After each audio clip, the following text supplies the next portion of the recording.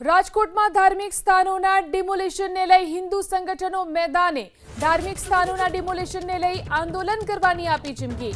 ધારાસભ્યો શહેર પ્રમુખને જાણ કરવા છતાં ડિમોલિશન કરાયું। બે ધારાસભ્યોએ ફોન પણ ન ઉપાડ્યા। ગઈકાલે રાત્રે રાજકોટ મનપાએ ગેરકાયદે ધાર્મિક સ્થાનો દૂર કર્યા હતા, જેને લઈને વિરોધ।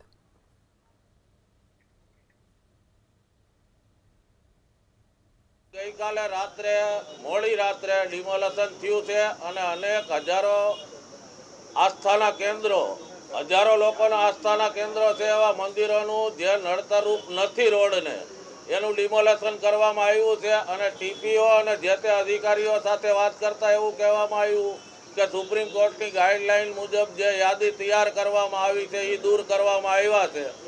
તો આ મનધડક વામપંથી અધિકારીને હું આપના માધ્યમથી પૂછવા માંગુ છું કે હાઈકોર્ટ અને સુપ્રીમ કોર્ટની અનેક ગાઈડલાઈનો છે તો એને કેમ અનુસરતા નથી?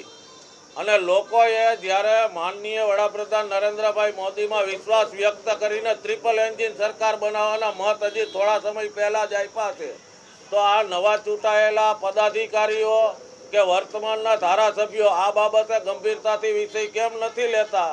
ગઈકાલે આવેદન પણ વિશ્વ હિન્દુ પરિષદ દ્વારા મ્યુનિસિપલ કમિશનર અને કલેક્ટરશ્રીને આપવામાં આવેલ હતું। તે બાબતમાં પણ આશ્વાસન આપ્યું હતું કે નહીં ડિમોલેશન થાય અને મોડી રાત્રે કરવામાં આવ્યું છે, તો આ બાબતે આવતા દિવસમાં જલદ આંદોલન કરવામાં આવશે અને લોકોના રોષનો ભોગ સત્તાધારી પક્ષે બનવું પડશે। એ બાબત પણ નોંધ લે સત્તાધારી પક્ષ।